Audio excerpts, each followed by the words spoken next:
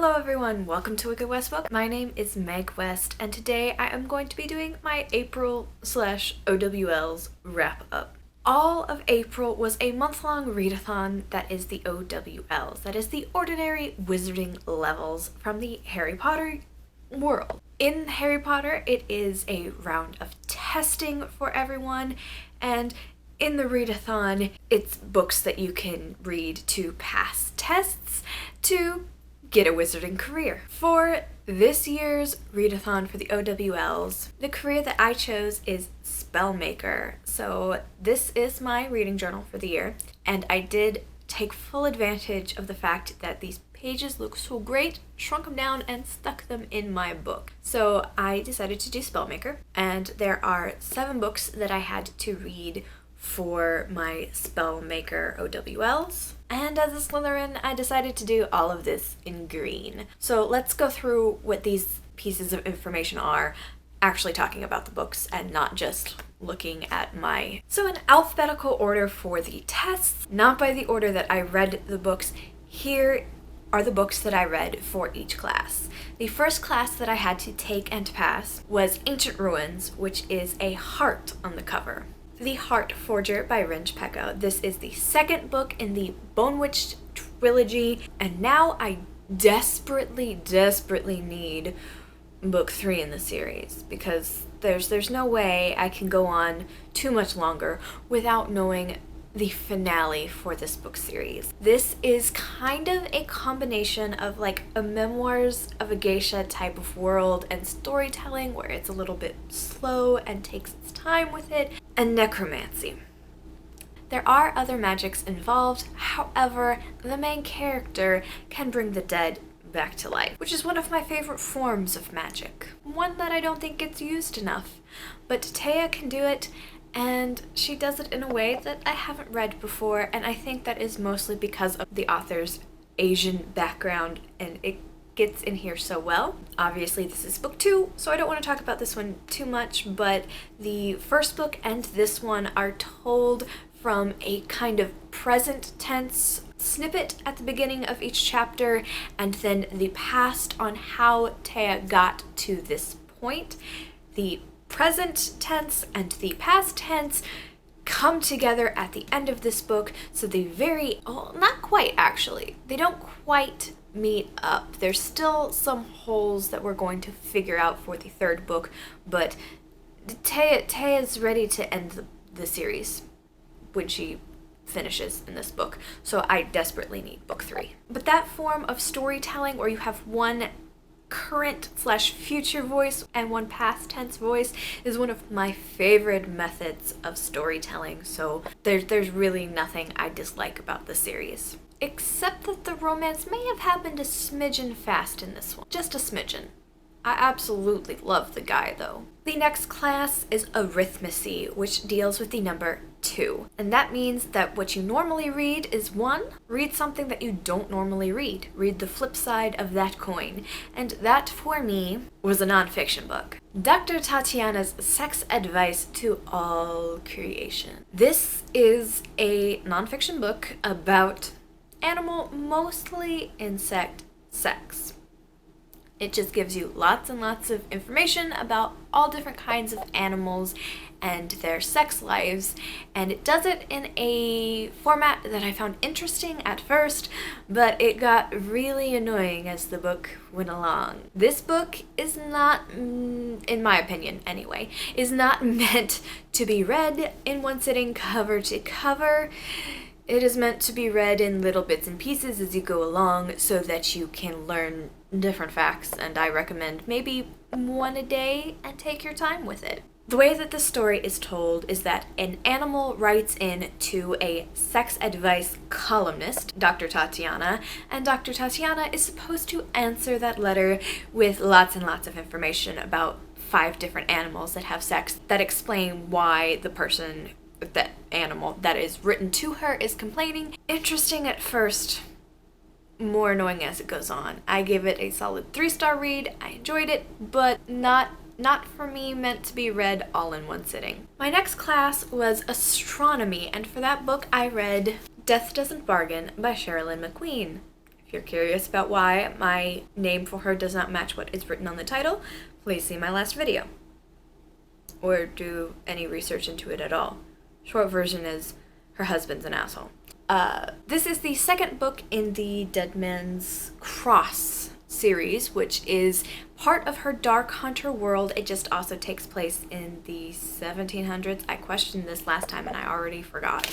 1717 is when this book starts. So this is the second book in the series of pirates who died not at the best point in their life. They did terrible, terrible things and were sent to hell. But Thorn, who happens to be my favorite person in all of the series, which is why I'm reading them, even though these books are getting really repetitive and she's not coming up with a lot of new to the story. This one I had issues with separate from that. But Thorn brings them out of hell to give them a false life without a soul so that they can try and redeem themselves by killing demons who are harming humans. And that's the premise for this series. This is the second book in the series, and if you know Sherilyn McQueen at all, you know that she writes paranormal romance, so you get that. I think there was one sex scene in this book. Just one. Was there a second one? I don't think there was, and I think that's why you get my... I gave it a 3.5 star, I think, and on Goodreads, I think I rounded that up to a 4. And honestly, I think I keep taking away half stars every time I look at this book because it's just not as good as they were when they started off. Like, her writing has deteriorated, and I'm hoping / not hoping that that's due to her own personal life situation, because if it is due to that, once that's over, she can probably go back to the amazing books that I fell in love with. This one's okay. Did I mention that astronomy was read a book mostly at night? I don't think I did. That's the role that that book was filling. The next class was charms, and that is to read a book. I think it was the charm is Lumos Maxima, and that is to read a book with a mostly white cover. So for that book, I chose Our Chemical Hearts by Crystal Sutherland. This is a high school contemporary romance, kind of, sort of. I went into this knowing absolutely nothing about it. Like, I read the back and it says that he had 2 crushes before, but his crush on this girl is nothing like his crushes before were. That's kind of all I got out of the synopsis for this book. So I went into it basically blind, and I loved it. It was not perfect, but it was, to me, a way more accurate portrayal of a high school romance than most of the contemporaries that make it mainstream that involve me reading it, because this is not a genre I read often. I read it on occasion, but I prefer fantasy elements in any way over contemporary novels, usually. This one is one that I wish I had had about 9-10 years ago when I got out of high school and my high school romance kind of fell to pieces. Because this shows you that breakups are completely survivable and that high school romances aren't really all that great. Some of them can be, but some of them aren't, and that's okay. What I got out of this story, and highly recommend it for anyone who needs a high school romance to breakup book. And yes, that spoils it a little bit, but honestly, I think knowing that kind of makes it better, because it's fairly obvious from the start that it is not a healthy relationship, and I really, really appreciated this book for that, and I think I gave it a solid 4 stars. For divination, you are to assign a few books from your TBR, random number, and then use a random number generator to select the book to read for that class. Let the fates choose, essentially.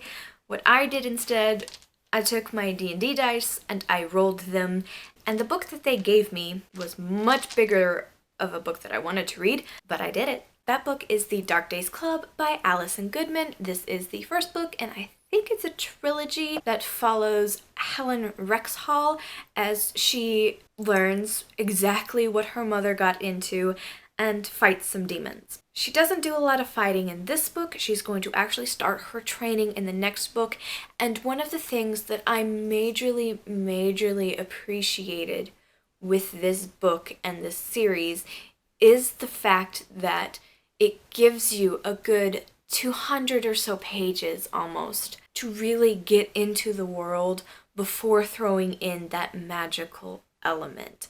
It gives you plenty of time to adapt to the story, to meet the main character and get to know her before they add in all of the demon hunting thing and didn't do like my closest example to it is the Mortal Instruments, where basically on page 5, maybe a slight exaggeration, Clary is thrown into this magical world where she has to fight demons? Is it demons? I haven't read it in a while. It wasn't one of my favorites, but I appreciated this book so much more because Alison Goodman actually took some time to make sure that you understood all of what was going on before adding that element in. Didn't just throw you into the deep end and expect you to swim. I appreciated that immensely. And honestly, it's probably better to go into this not knowing much about it. I knew demons and I was expecting them from page 1, and when they didn't show up 150 pages in, I felt so much better about the book. I really think I was not looking forward to being thrown into the deep end. So the fact that this book did not do that, I very much appreciated, and I think this was either a 4 or 4.5 stars. It was really up there. I really appreciated it, and I'm going to keep reading these books because I enjoyed them. I enjoyed Helen. I enjoy the romance that is going on, and I want to see where it goes because the reasons keeping the main love interest away from her are different than they usually are in a kind of romance series. So I'm really curious to see how they get around them, how long this book trilogy, I think it's just a trilogy, goes on in years as far as the books go, and also the amount of research that Alison Goodman put into making sure that this was as accurate to the time as it could possibly be was impressive. Trying to move on quickly now because I've been recording for a while and I still have 4 books to go through. So the next class is History of Magic, and for this book I read Smoke Bitten by Patricia Briggs. This is the newest Mercy Thompson book by Patricia Briggs, and it's a Patricia Briggs novel. It's like the 13th one in the series, so I can't talk too much about it or I'm going to spoil it, but it is an urban fantasy and Mercy is a coyote shifter. She turns into a coyote, and it is not like a werewolf. She is not bound by the moon. She turns into a coyote for a completely different reason that you don't learn until a few books in. And the character herself, Mercy, doesn't learn until a few books in exactly why she turns into a coyote. So, spoilers for that. I'm not going to tell you what they are, but that's why I'm not telling you, is because they are spoilers. And it's one of my absolute favorite series, and one of the things that amazes me the absolute most about Patricia Briggs, just to grab the first 3 books in the series, is that she writes books that are barely over 300 pages, and it contains an entire story with very obvious world and character building, and it amazes me how much story she can manage to fit into books that seem so small. And Smoke Bitten was no different. I'm probably going to have to read it 2 or 3 times to get all of it. I will say that one of the major plot points I did predict the ending to, which is kind of sad with these books because these books usually do such a good job of confusing what that ending is until you get there and can see it all put together and figure it out. So that was a slight downside to me, but I also had a lot of fun knowing what the answer was. So not a complete downside. However, can we please give Ben a break? Just a little one. My favorite character, and it seems like every book lately, especially, just bad thing after bad thing after bad thing happens to him. Can we give Ben a break? I think he's gone through plenty. He's gone through enough. My final book for my spell maker classes was Transfiguration, and for that I read Mistborn: The Final Empire, which I also read because it is the current book for the Cosmere-along. Links here or down there, wherever they can be. I don't know. I haven't figured that out yet. Let's see if I can. Is there a link there? Did I figure it out? Good for me. I don't want to talk about Mistborn too much because this is either my third or my fourth read through. This is one of my favorite magic systems by Brandon Sanderson, as is evidenced by my one and only tattoo, which is for pewter, in case anyone is curious which metal I like and identify with the most. And this cup is also made of pewter that I have sitting on my bookshelf back here. I like pewter for a lot of reasons. But basically, you know, it's a Brandon Sanderson story, so you've got excellent storytelling. There is a fully developed plot line. The magic system, no one does magic like Brandon Sanderson. And if you are looking for a heist book, this is a great one to start off with. And for Brandon Sanderson, it's also a good one to start off with because it is a story all contained in and of itself. So if you read this one book, if you are like a completionist and you can't DNF a book, this is a great one to start off with because it is one storyline wraps up in this book, and you don't have to, it doesn't have that cliffhanger ending that makes you feel like you have to go on or you're missing something. It is a fully developed story in just one book. After that, I was doing the Animagus training as well as the Merpeople linguistics. I haven't quite finished out my journal for these. So of the classes for Animagus training, there was only one that was not covered by my regular coursework, and that was potions. This year the potions prompt is the Shrinking Potion. Read a book that is under 150 pages. And yes, I can see that down there, and yes, it does look like more than 150 pages. That's because it is. For that, I chose the third short story in Legion by Brandon Sanderson. That is the book that is called Lies of the Beholder, which is very short here. According to Goodreads, is 148 pages. Technically, I think this one's shorter.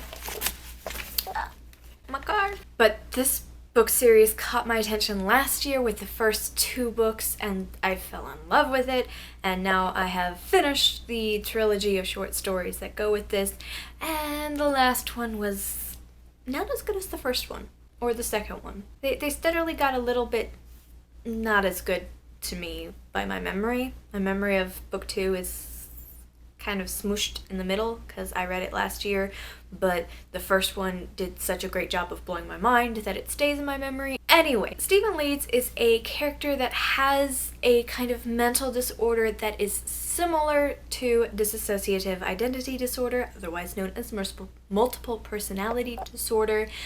For a long time, he had the voices that he could hear in his head, and now ex-girlfriend, she's gone missing, helped him to put those voices into imaginary people that he can see. Now, those people to him are completely real.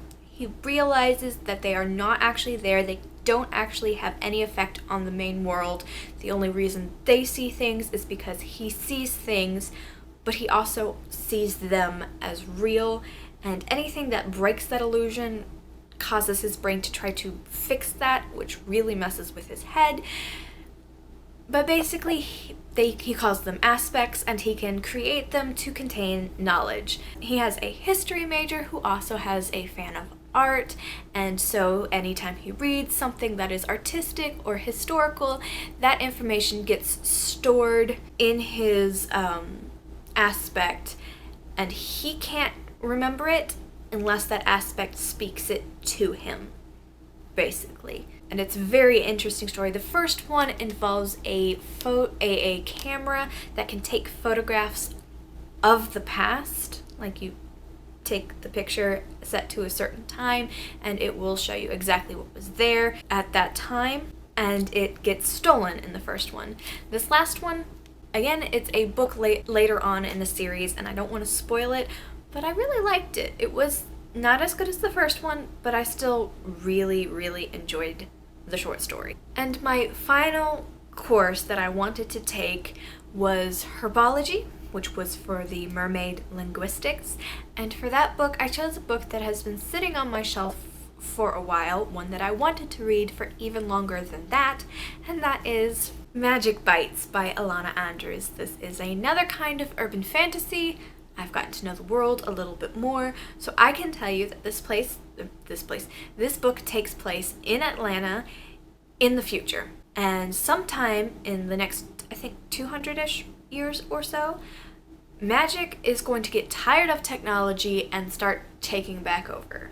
The balance between magic and technology, according to this book series, currently is balanced, but soon it's going to go in a flux and magic is going to overpower technology for a period. And then they're going to really fight over which one should be dominant, which is an interesting perspective, and I love new and interesting perspectives on the urban fantasy genre. One of the other things that is absolutely great in this series that I adore, vampires are not sexy. They're the opposite of sexy. The process of becoming a vampire shrivels up all of their sex organs, among other things. Their intelligence drops to insect level, and necromancers have to pilot the vampires, otherwise all they do is kill people and drink their blood. And I've read so many books that do the sexy vampire thing. It was so nice to have something that looked at it from a different angle. And again, that process has necromancy. Started off with necromancy, ending it on necromancy. Love it. And also, I absolutely love Kate. The main character, her kind of humor is exactly my kind of humor, and the sarcastic quips are great. I think I have better hold of my tongue because hers gets her into a lot of trouble, even in just this first book. Not even getting started on the second book, which I read all of today, entire book. I'm gonna get book 3 tomorrow. So this book happens because Kate's guardian is murdered and she needs to find out why that happened and who did it so that she can get closure about the death of the last person in her life that really means anything to her that she has right now, which is sad. And, you know, she's obviously going to meet some new friends in this book, and I'm fairly certain I know who the romance is with, and it's one of the ones that's very much like in The Bone Witch, where it starts off in animosity. It starts off with them hating each other, but they hate each other because they're so similar, and once they realize that, they make the perfect couple. That's what I'm hoping for anyway. They haven't actually gotten together in book 1 or book 2 yet, so I'm ready for that. But I am going to be buying these books and probably not library copies, but great book. Loved it. Fantastic new view on urban fantasy. And with that, I want to share one more page from my journal, and then I'm going to wrap it up. I know this video went on a long time. There's over 30 minutes of raw footage, so I don't know how much I managed to condense that down to, but it's my reading tracker for the OWLs. G from Book Roast decided that she was going to do her reading tracker as potion bottles, and I loved that idea so much I had to steal it. I'd give credit, but I steal it. So here are the 9 courses that I had to take for the OWLs, and I filled them up, tried to make them match the color of the cover of the book, while also, you know, this one is blue with, or this cover for Dr. Tatiana is white with blue beetles on it, whereas the book that I chose for my charms class is white with blue fish on it, so I still tried to make it different. And of course the Mistborn has pieces of metal in the potion because I finished 4 books in the last 3 days of April so that I could pass all of my Spellmaker courses. That is finally going to be it for this video. I hope you guys enjoyed it. If you guys enjoyed it, please give me a thumbs up and feel free to subscribe to my channel if you have not done so already. I post videos on Wednesday. Have a wicked day.